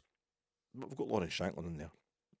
He's been confirmed as captain, but it's also Cammy Devlin is an absolutely massive thing for the Rangers support as well just now, because he's bringing disorder, he's bringing chaos, he's fucking shit up. He's going to the park and just causing rammies, and that works for us because that's what we've not been doing. We've been impersonating a club that's much more orderly than it has been since 2012. And Cammy Devlin, unlike Ian Black back in 2012, who we thought was going to be the guy on the park representing how we felt in the stands, he looks like he's a much more able to do that. I've got 4 words for you when it comes to getting excited about players playing well in pre-season. Koulibaly, he's sensational, and then just completely fell away. Nothing's proven, but we've seen Cammy Devlin, the way he plays against us in the league. We've seen him for a few years. He's got that. Quite surprised the way Cammy Devlin plays. He's an Australian international, but you're expecting him to be. Just expect to be kind of nasally. Oh, hey, man, you doing, money? I'm going to get in the booty, by the way. No, fucking getting that ball. I'm getting your nerves. My brother and you, mate. Oh, fuck's sake, man. Stop diving on it. You expect him to talk like that, but he's actually kind of Australian. There's water pissing out of the flare type. Half Australian, half West of Scotland. His accent there sounds quite classy. His accent, and he's quite classy in the way he plays. But it's that thing of getting out there and getting ripped in, and that's something we feel we need. So it's not about order, it's about having winners and having guys who get it. That's the big thing, having guys who get it. And I feel that's a dodgy. I've always been kind of suspicious of that. I get it, I totally get it, and I shouldn't have anywhere near any football team, never mind Rangers, when it comes to playing the game. It's about quality in the end. The main thing at Rangers is it's about quality, but it's almost like we've proven to ourselves over the last few years with all our complaints and our moans for the stands, and look, it's proven on the park by the lack of results that we need to get in guys who understand the club, and see we'd plenty of guys who understood the club and were winning league titles for us. We're not doing it in Europe though. I remember back to 9 in a row and all that. We're not doing it in Europe though. We need to get in foreign managers and foreign players. That's Walter Smith guy. He just doesn't know what he's doing. We're always complaining, but the big solution to everything just now is we got to go back to our roots, get Rangers people in, get people in who know the club and all that. We've sacked Russell Martin and we've signed Lawrence Shankland. The pretentious stuff is done.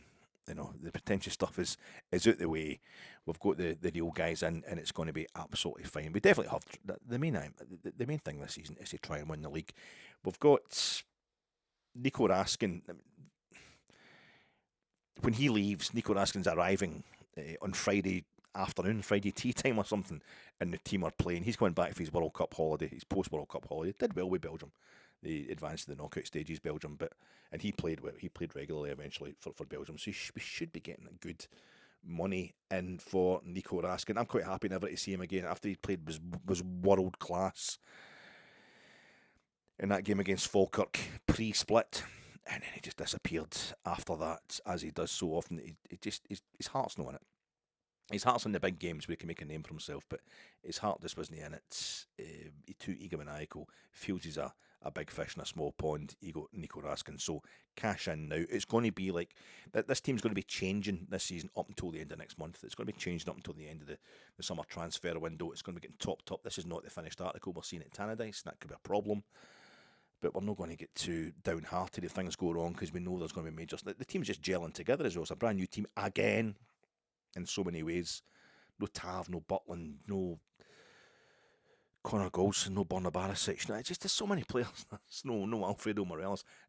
We're into part 3 now. They got us through part 2. But when Nico Raskin does get sold, when we find out who he's going to, let's be like when Lynn Benfield's money, and Alan Partridge. When Alan's in the caravan because he's building the new house next to it, and then Lynn comes in and she's looking, her hair's on nice, she's got new clothes on. Oh, you're looking very nice. You're looking, thanks very much. And it's like your mum's money coming in now. Her mum had died, and that was her just getting the money for the estate. our inheritance. Our mum's money had come in, so she could afford to buy some stuff for herself. We're going to be the same when it comes to Nico Raskin getting sold. That'll let us go out and get Lewis Ferguson or whoever it is we're supposed to be getting. But that's not what we seem to need just now. We've got a whole lot of midfielders still on the books. A lot of them are going to go, and we've brought in a few midfielders as well. But we're looking for something in the wings. Still talk about is the Václav Černý stuff. I've been deliberately avoiding Rangers stuff this summer. I know we're interested in Václav Černý, getting him back. We certainly missed him last season.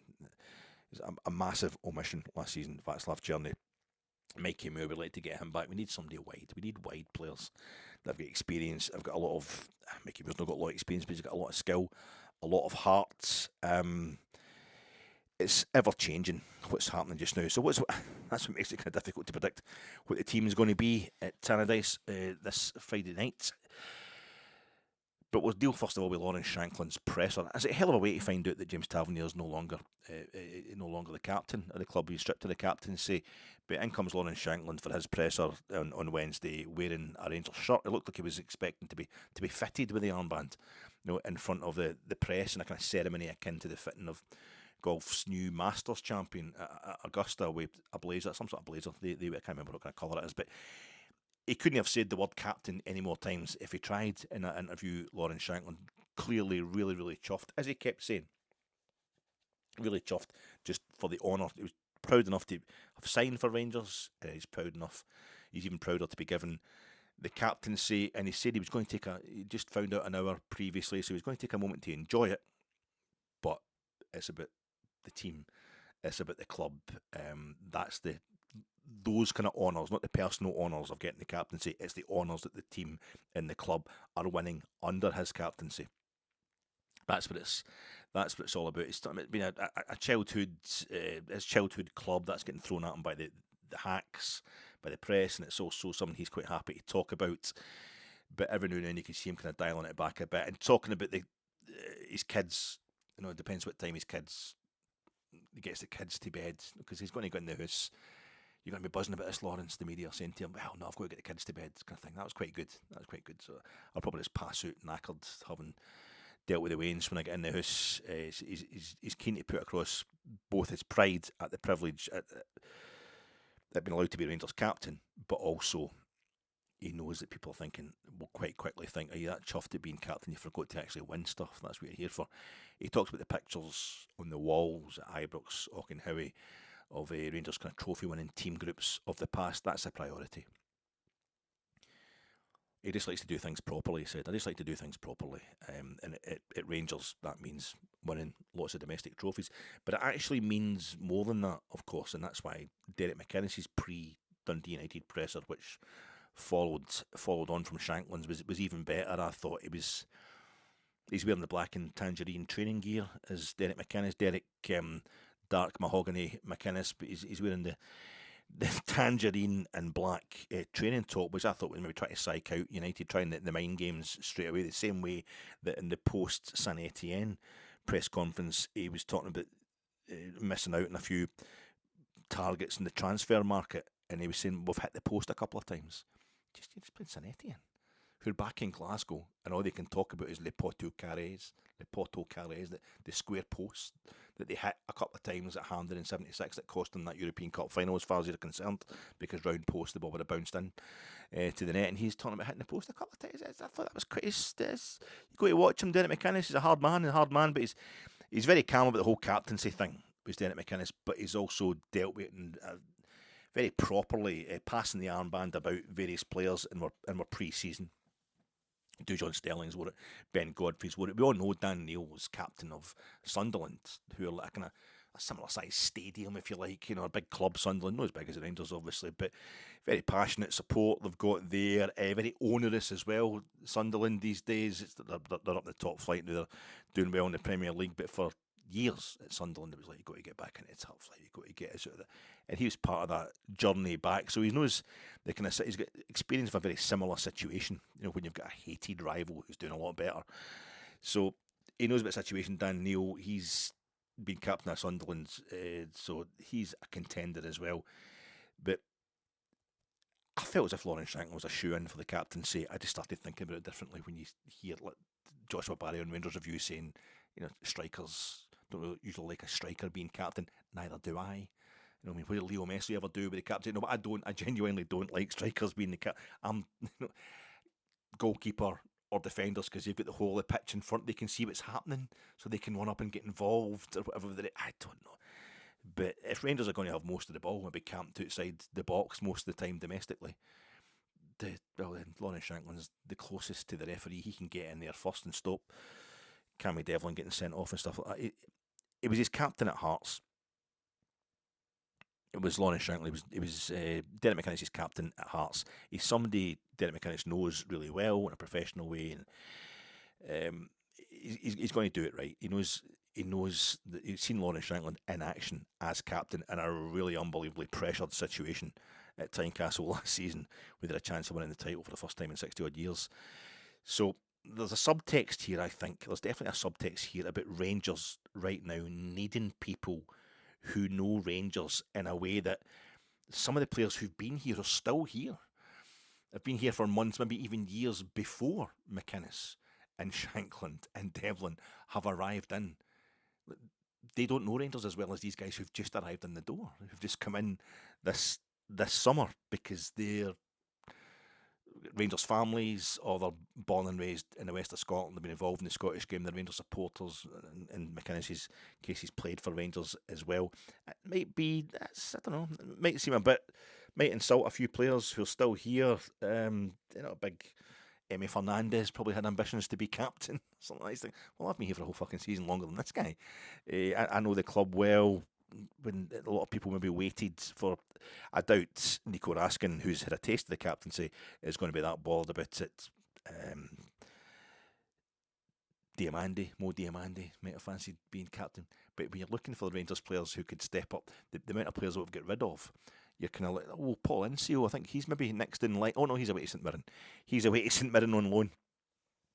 We sold Oliver Antman. He's away to Anderlecht, and we made a profit on him. I think it might be as much as 1.5 million, which means Anderlecht are totally signing the player that they saw Go Ahead Eagles develop. They're signing him from his Dutch exploits, in the Eredivisie, which of course is right next door to Belgium, two leagues that know each other very, very well. We've won a watch with that one. I think that's a great coup for Jim Gillespie and everybody below him, and Dan Purdy, the executive arm of the club, the active executive arm of the club. That's phenomenal, because he had a tremendous debut. Did Oliver Antman? He's a classic case of why you shouldn't get too excited about anybody at this time of the season, and too positive about them or too negative. The way he arrived that night against Victoria Pilsenia in the Champions League qualifiers, phenomenal. Blew them away, helped blow them away that night, Pilsenia, and then that was it. I've always thought with Oliver Antman, who at various times coming on playing against Queen's Park in the Scottish Cup, or coming on against the Dead Rubber away to Porto in the Europa League group stage, away to Hibs at Easter Road at one point, he would come on and he would look a bit angry at times, quite hardy, would get wired in and stuff like that. And at other times he just disappeared. He wasn't. He looks as if he was totally shitting himself from the whole concept of Scottish football. I think he's a classic case of arrived into a nightmare, as it turned out under Russell Martin. It's like there's a whole lot of new players. They're scared shitless. What the hell's happening? There's nobody there to help them acclimatise, because Tav and Raskin and all that are trying to sort out the mess that the new management is creating. I think he just get traumatised by that, and he never really recovered from it. So all the best to him if he goes off when he goes to Anderlecht there in Belgium. But what the thing I really liked from Derek McInnes and his presser today was he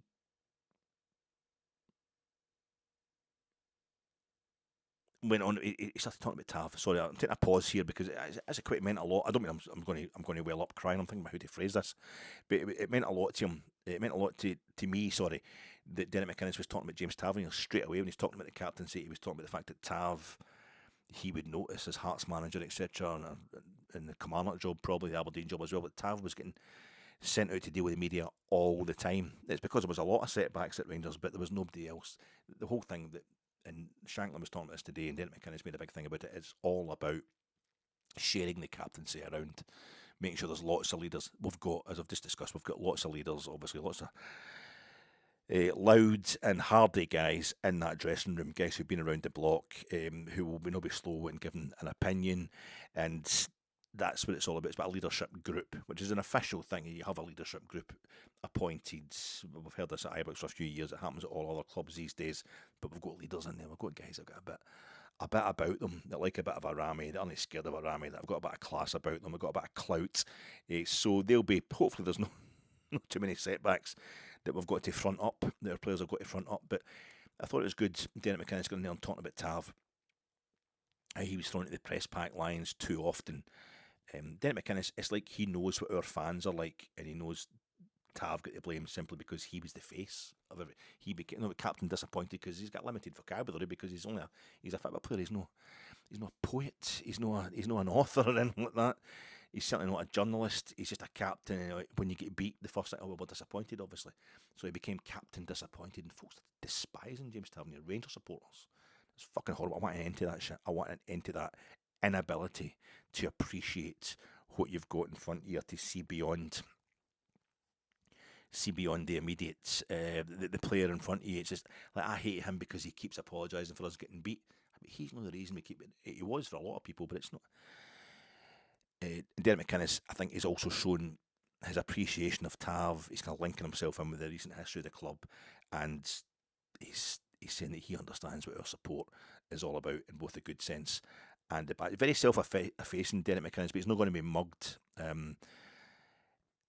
by any journalists. He's got a slight look of panic sometimes. A kind of, there's almost a whinge to his tone of voice.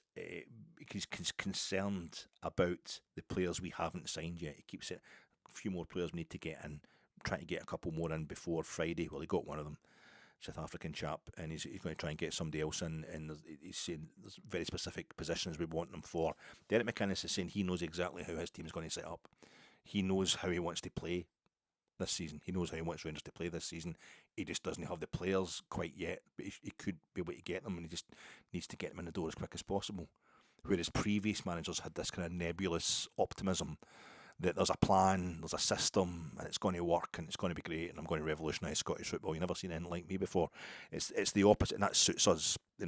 Understand what the problems are going to be, and we'll trust you to solve them more than anybody else. It's not that we want gods to worship at Rangers. We want leaders to lead the collective. Confidence, as I'm always hearing, and it's quite right, it's an after effect. It's a result of success. It's no the way to success. It's not an ingredient for success necessarily. Well, certainly, it might be in football. That might be right. You need guys to be confident. In football, you need a certain amount of confidence. But cockiness, talking things up, everything's going to be great, everything's going to be fine. Well, go out and fucking make it work, and then you can be as confident as you like after you've done the job. And I think that's a very Rangers thing. Very down to earth, very Presbyterian. It's the collective. We want people who are going to lead the collective, be the collective, our people on the pitch. I don't mean, we want Protestants on the pitch, we just want Scotsmen on the pitch. We just want our kind of player on the pitch. Guys who want to go in there, get wild in, will not rise to it unless it needs to be risen to. There's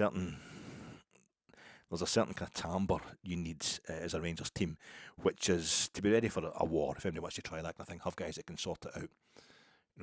But you're always ultimately aiming for the niggles, and all that aren't going to get you. You're aiming for success. You're going to win the league. Everybody else can have a go if they think they're hard enough, and you carry on. You're ready for the hard work. You enjoy the hard work. Dell's in the dugout. Deeks he's in the dugout.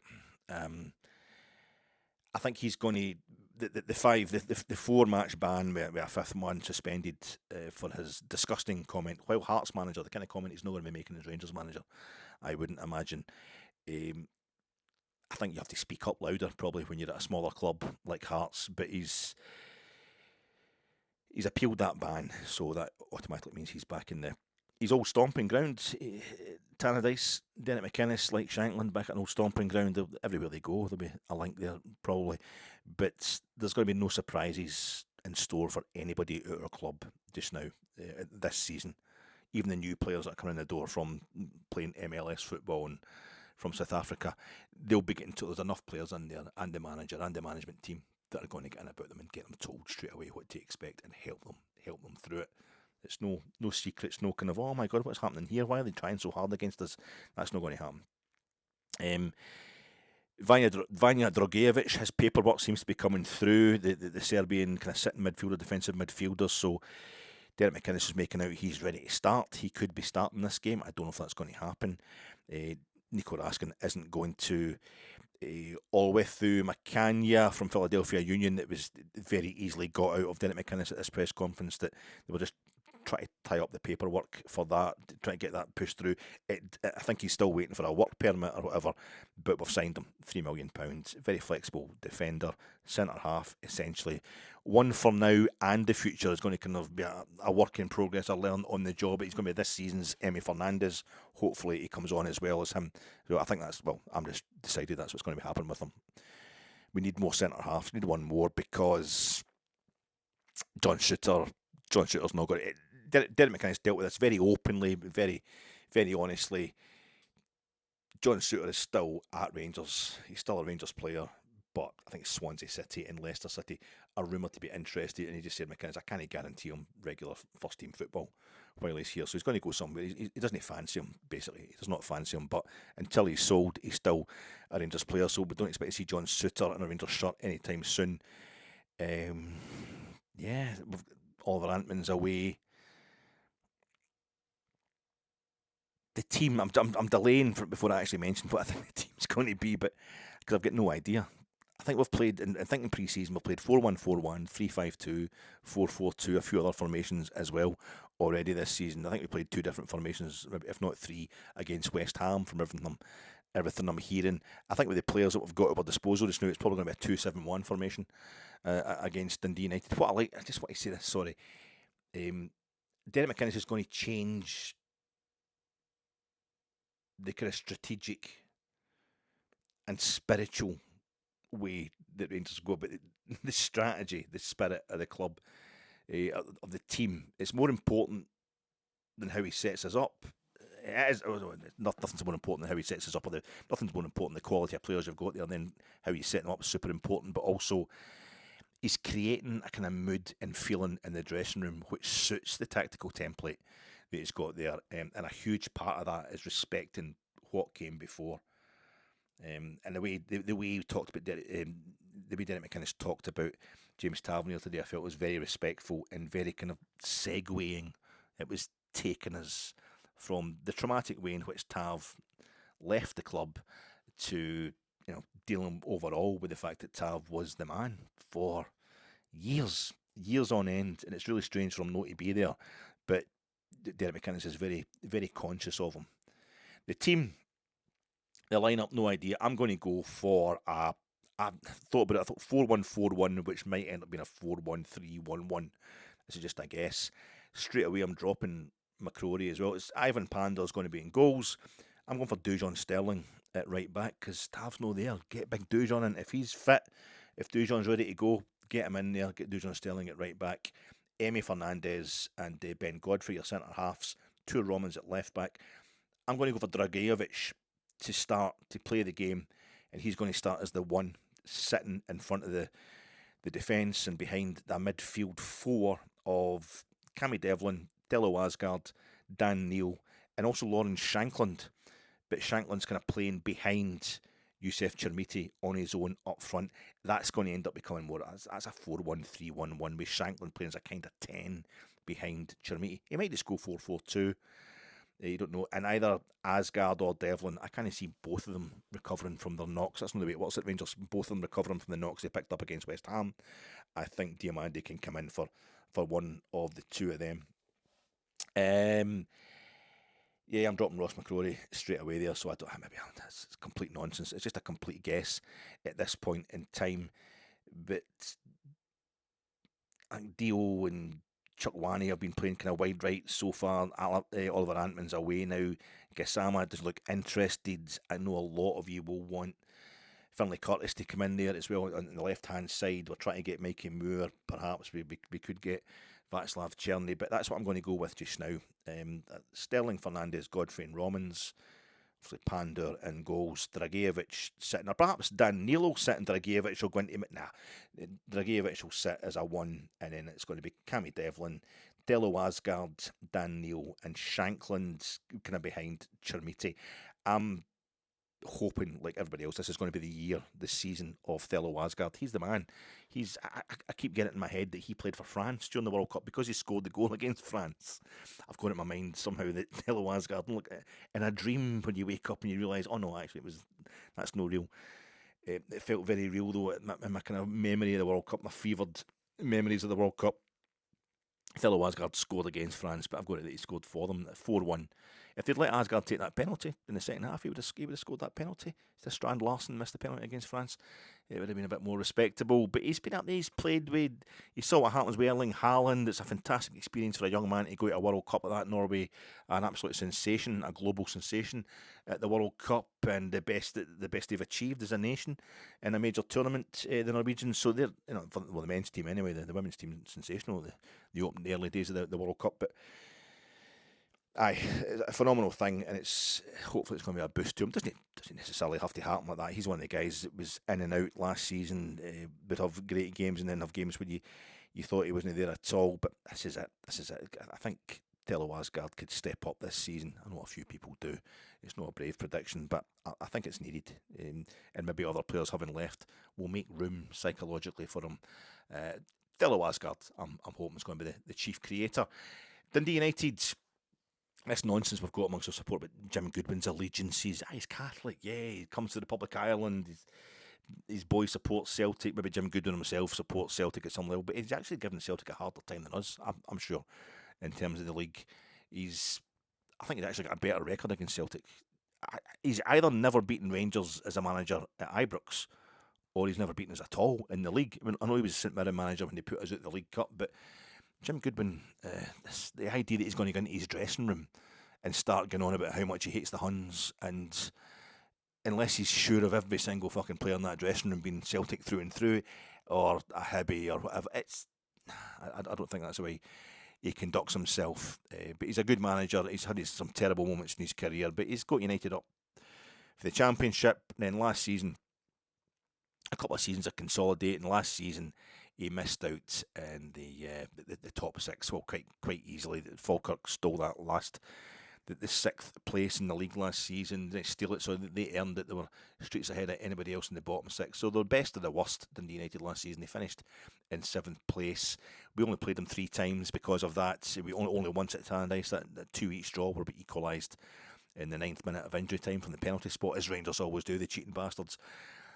We also drew 2 each from them at Ibrox. With Stevie Smith as caretaker manager just after Russell Martin had left. We beat them 4-2 at Ibrox later on under Danny Rule, but we won both games at Tannadice the previous season, both trips to Tannadice the previous seasons, but it's always a difficult venue.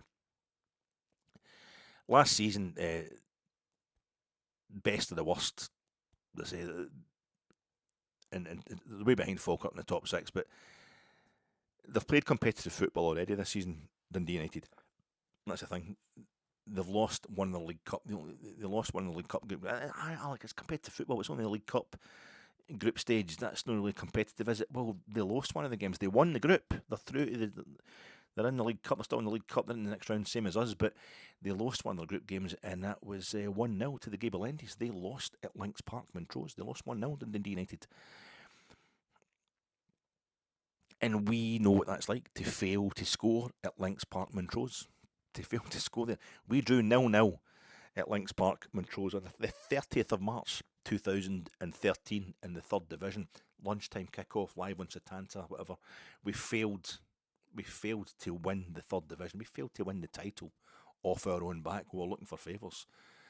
Queen's Park won a neck-and-neck, bitter as anything title race with our hooped Glasgow rivals, Queen's Park, to try and get that 3rd Division title. They were laughing up their sleeve because that later on that day they were going to go and tank Elgin City, and that would keep the title race alive. But no, The City, the other black and whites, they went there and they won 1-0. They beat Queen's Park 1-0 at Hampden, and that meant Rangers were champions. Shankland couldn't score that day. Shankland couldn't get past them that day. It was a total shutout. The streets of Glasgow, red, white, and blue that day. I'm running out the house with a bottle of champagne. Fucking yes, God Elgin never forget he's for this. And George Square, you couldn't see the statues in George Square for the millions of Rangers supporters there. Also, I mean, all over Glasgow, all over the west of Scotland, really, the celebrations, but it got a bit nasty in Cathcart Road. That was bad. We shouldn't have gone out there to goad the thousands of Queen's Park fans, but they're out with the razor blades and that, they're slashing folk and that, and we took a bit of doing that day. The Queen's Park fans, they're like, don't want to mess with them. But they end up, of course, they eventually got their revenge on the park 12 years later when they put us at the Scottish Cup at Ibrox. But back in 2013, as a few weeks after that, early April, we did go to Hampden just to kind of put on a show. It was a proper coronation, really, when we beat Queen's Park, just to show that what would have happened anyway. We beat them 4-1 that day at Hampden. It was at least 9,000-10,000 there. Absolutely mobbed. It was, and Lawrence Shankland, he got all he could get was a consolation goal. Future Dundee United player Lawrence Shankland, he scored for Queen's Park that day, and he's still playing. He's still playing, this Lawrence Shankland character. He's going to be 31 in about 12 days' time. He's won nothing. Hasn't won a major honour in his career, and he's your captain. What the fuck is happening? What the fuck is... He's played, 3 or 4 friendlies for Rangers. In fact, 2 friendlies for Rangers. He's not played a competitive match for Rangers. There's guys that have been there for years, waiting for their turn, and he just walks in straight away, this old man that's got 7 goals for Scotland, those world beaters Scotland, and suddenly he's the captain. What the fuck is actually happening? Maybe the only way to truly complete our 3-part journey back to pre-2012 normality is to include players who were actually there, one way or another, at the very start of that journey, under a manager who's watched it all from above, below, and just a wee bit to the the sides. Win this league, Rangers. Win this league and the next league as well, so we can finally, honestly talk about what we've been through and how 2012 was always the reason, never an excuse. It was always the reason we've been struggling in past seasons. We can finally draw up a list of who our real heroes have been, the guys who got us from 2012 to back to normality, without any fear of offending those Rangers fans who can't accept a harsh reality until that particular reality is far behind us and the new reality is continual domestic glory. Then you feel safe to look back and go, right, I've got to prove how loyal I am as a Rangers supporter, because we're winning 3-4 in a row league titles. Everybody's celebrating it and folk are looking around going, you weren't here, were you here? Did you start? When we want to bum ourselves up as being through hard times, as earning more stripes, then we'll start properly accepting what happened in 2012 and how that was always the root of the problem, that it was always going to take years, decades to recover from that. Only once we've done this can we get back to pushing for part 4. Once we've got the healthiness, it's no surprise Derek McInnes was the first man to point out how unfairly Tav was treated, because he understands it. He understands what the real problem has been at Rangers. Only once we've dealt with what happened to us in 2012 as a support can we get back to pushing for part 4, which is European glory. We're going to do it. We've got the money, the 49ers, that's going to get us back eventually. Derek McInnes might be the man to get us, it looks like he could be the man to get us back to domestic success, and it's only when we get that domestic success, that consistent domestic success, that the journey is complete, and then we can feel safe enough within ourselves to discuss it, because that's our job. Part 4 is our job. That's our 95. Trying to get Rangers to win the Champions League, basically. Trying to get Rangers back to European finals. Trying to do something that outdoes, even the Scottish scene itself. Even winning trebles in Scotland. If we're doing something in Europe, that's what we should be aiming for. That's your 95. But before anybody in life can do their 95 job, can do their normal job, they need to sleep. They need food. They need shelter, and maybe even some kind of emotional support. Winning the SPFL Premiership is all these things for Rangers. The stuff that lets us healthily go to work again. Rangers people, working people, my kind of people, we are the people. My prediction, my score prediction, I think we're going to lose 2-1 or win 3-0. European rehearsals, art house, Hollywood, the rehearsals are over. Season 2026-2027 is upon us.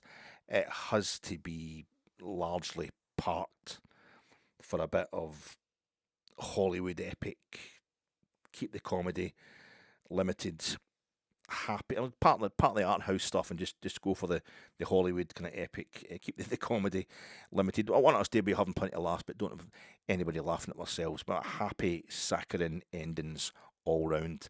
Lights, folks. Cameras, folks. Action, folks. I'll talk to you after the game at Tannadice.